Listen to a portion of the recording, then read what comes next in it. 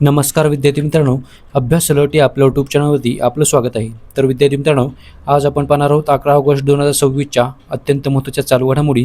तर व्हिडिओ पहिल्यापासून शेवटपर्यंत पाहण्याचा प्रयत्न करा. अतिशय महत्त्वाचे आणि निवडक प्रश्न असणार आहेत बघा, जे की तुम्हाला कोणत्याही स्पर्धा परीक्षेमध्ये डायरेक्ट विचारले जाऊ शकतात. तर बघा, आजचा प्रश्न क्रमांक 1 आहे, मुंबई उच्च न्यायालयाचे 50व्या क्रमांकाचे मुख्य न्यायाधीश म्हणून कोणाची शिफारस करण्यात आली आहे? तर बघा, त्यांचं नाव आहे न्यायमूर्ती महेशचंद्र त्रिपाठी. ऑप्शन नंबर बी याचं उत्तर असणार आहे बघा. तर न्यायमूर्ती महेशचंद्र त्रिपाठी यांची मुंबई उच्च न्यायालयाचे 50वे मुख्य न्यायाधीश म्हणून शिफारस करण्यात आलेली आहे. तर लक्षात ठेवा. तर बघा, सर्वोच्च न्यायालयाच्या कॉलेजियमने हैदराबाद उच्च न्यायालयाचे न्यायमूर्ती महेशचंद्र त्रिपाठी यांची मुंबई उच्च न्यायालयाचे नवीन मुख्य न्यायाधीश म्हणून शिफारस केलेली आहे. तर लक्षात ठेवा, म्हणजेच मुंबई उच्च न्यायालयाचे मुख्य न्यायाधीश म्हणून महेशचंद्र त्रिपाठी यांची निवड करण्यात आलेली आहे. तर चला पुढचा प्रश्न बघूयात आपण. प्रश्न क्रमांक 2 आहे बघा, नीती आयोगाच्या शालेय शिक्षण गुणवत्ता निर्देशांक 2026मध्ये कोणत्या राज्याचा प्रथम क्रमांक आहे? तर बघा, पंजाब या राज्याचा प्रथम क्रमांक आहे या लिस्टमध्ये. तर चला बघूयात आपण याबद्दल. बघा, नीती आयोगाच्या शालेय शिक्षण गुणवत्ता निर्देशांक 2026मध्ये पंजाब या राज्याचा प्रथम क्रमांक आहे. ओके, म्हणजेच पंजाब या राज्याने प्रथम क्रमांक पटकावलेला आहे. तर बघा, पंजाबने केरळ या राज्याला मागे टाकलेले आहे. तर बघा, पंजाबने पारंपरिकपणे शिक्षण क्षेत्रामध्ये अव्वल असणाऱ्या केरळ या राज्याला मागे टाकून हे पहिले स्थान प्राप्त केलेले आहे. आणि या क्रमवारीमध्ये महाराष्ट्र हे 12व्या क्रमांकावर आहे. ओके, लक्षात ठेवा. चला पुढचा प्रश्न बघूयात आपण. प्रश्न क्रमांक 3 आहे बघा, पंतप्रधान नरेंद्र मोदी यांनी अल्लुरी सीताराम राजू आंतरराष्ट्रीय विमानतळाचे उद्घाटन कोठे केले आहे?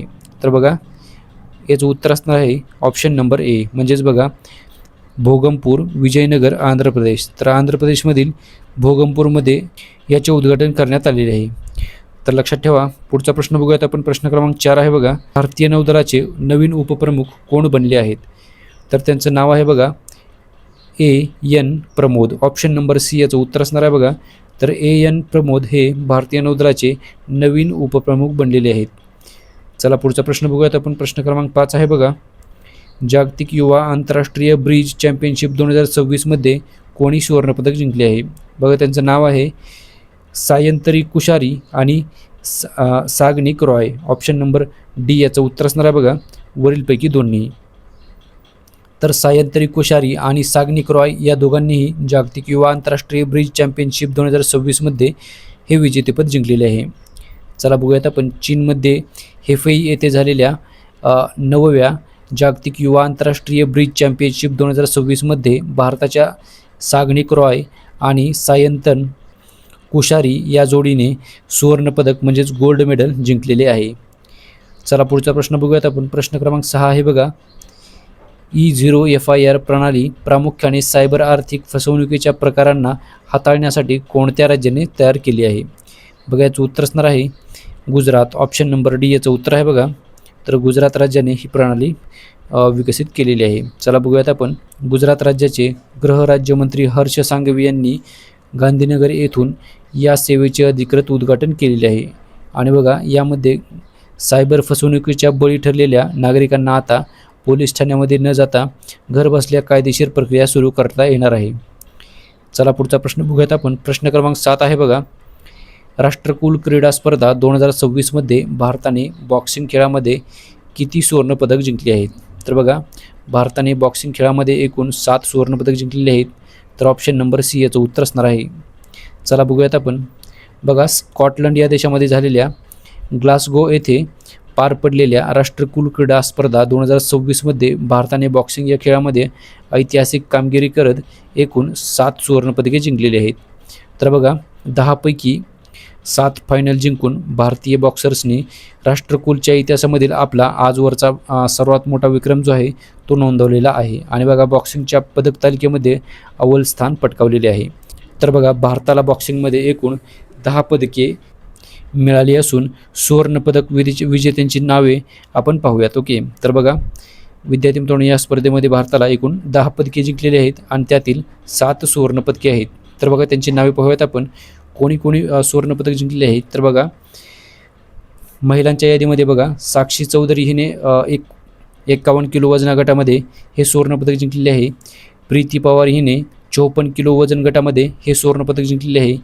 तर जास्मिन लॅम्बोरिया यांनी 57 किलो वजन गटामध्ये हे सुवर्णपदक जिंकलेले असून पुढील पदक आहे बघा प्रिया घनगस यांनी 60 किलो वजन गटामध्ये हे सुवर्णपदक जिंकलेले आहे. आणि बघा अरुंधती चौधरी यांनी 70 किलो वजन गटामध्ये हे सुवर्णपदक जिंकलेले आहे. तसेच बघा पुरुषांनी जिंकलेले बॉक्सिंगचे पदक पाहूयात आपण. सचिन सिवाच यांनी 60 किलो वजनी गटामध्ये हे सुवर्णपदक जिंकलेले आहे. आणि दुसरे आहेत बघा अंकुश पांघल यांनी 80 किलो वजन गटामध्ये हे सुवर्णपदक जिंकलेले आहे. तर बघा असे एकूण 7 सुवर्णपदके जिंकलेले असून महिलांनी 5 आणि पुरुषांनी 2 अशी ही सुवर्णपदके जिंकलेली आहेत. लक्षात ठेवा. चला बघूयात आपण पुढचा प्रश्न क्रमांक 8 आहे बघा. हॉकी विश्वचषक 2026 कोणत्या देशामध्ये आयोजित होणार आहे? याचं उत्तर आहे बघा वरीलपैकी दोन्ही. ऑप्शन नंबर डी याचं उत्तर असणार आहे बघा. तर नेदरलँड्स आणि बेल्जियम या 2 देशांमध्ये हॉकी विश्वचषक 2026चे आयोजन होणार आहे. चला बघूयात आपण. तर बघा 2026चा FIH हॉकी विश्वचषक 2026 जो आहे तो बेल्जियम आणि नेदरलँड्स या 2 देशांमध्ये संयुक्तपणे आयोजित केला जाणार आहे. आणि या प्रतिष्ठेचा सांघिक क्रीडा सोहळा 15 ते 30 ऑगस्ट 2026 या कालावधीमध्ये पार पडणार आहे.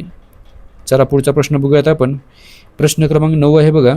जीवाणू आधारित स्वतःहून दुरुस्त होणारे कॉन्क्रीट कोणत्या देशातील शास्त्रज्ञांनी विकसित केलेले आहे? तर बघा याचं उत्तर असणार आहे न्यूझीलंड. ऑप्शन नंबर बी याचं उत्तर आहे बघा. तर न्यूझीलंड या देशातील शास्त्रज्ञांनी हे विकसित केलेले आहे. चला पुढचा प्रश्न बघूयात आपण. तर चला प्रश्न क्रमांक 9 बघूयात आपण. जीवाणू आधारित स्वतःहून दुरुस्त होणारे कॉन्क्रीट कोणत्या देशातील शास्त्रज्ञांनी विकसित केलेले आहे? तर बघा नेदरलँड्स हे याचं उत्तर असणार आहे. तर नेदरलँड्समधील शास्त्रज्ञांनी जीवाणू आधारित स्वतःहून दुरुस्त होणारे कॉन्क्रीट जे आहे ते विकसित केलेले आहे. चला बघूयात आपण. तर नेदरलँड्स या देशाची राजधानी आहे बघा ॲम्स्टरडॅम.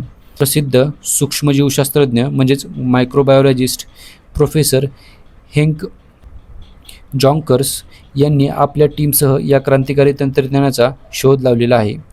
तर बघा या कॉन्क्रीटच्या निर्मिती दरम्यान यामध्ये बॅसिलस या नावाचे जीवाणू आणि त्यांचे अन्न म्हणून कॅल्शियम लॅक्टेट या मिश्रण करून ते कॅप्सूलच्या स्वरूपामध्ये समाविष्ट केलेले आहे. तर लक्षात ठेवा. चला पुढचा प्रश्न बघूयात आपण. प्रश्न क्रमांक 10 आहे बघा. जागतिक जैवइंधन दिवस दरवर्षी केव्हा साजरा करण्यात येतो? तर बघा दरवर्षी आपण 10 ऑगस्ट रोजी जागतिक जैवइंधन दिवस हा साजरा करतो. तर चला बघूयात आपण. तर बघा 10 ऑगस्ट 1893 रोजी महान सर रुडॉल्फ डिझेल यांनी पहिल्यांदा डिझेल इंजिन यशस्वीपणे चालवले होते. आणि त्यांच्या या ऐतिहासिक संशोधनाच्या स्मरणार्थ हा दिवस जो आहे तो निवडण्यात आलेला आहे. तर बघा भारतामध्ये पेट्रोलियम आणि नैसर्गिक वायू मंत्रालय म्हणजेच ministry of petroleum and natural gas जे मंत्रालय आहे ते 2015 पासून हा दिवस विशेष रीतीने साजरा करत आहे. लक्षात ठेवा. तर बघा विद्यार्थी मित्रांनो याचबरोबर आजच्या दिवसाचे जे करंट अफेअर्सचे प्रश्न होते ते सर्व आपण कव्हर केलेले आहेत. भेटूयात आपण उद्या सकाळी. धन्यवाद.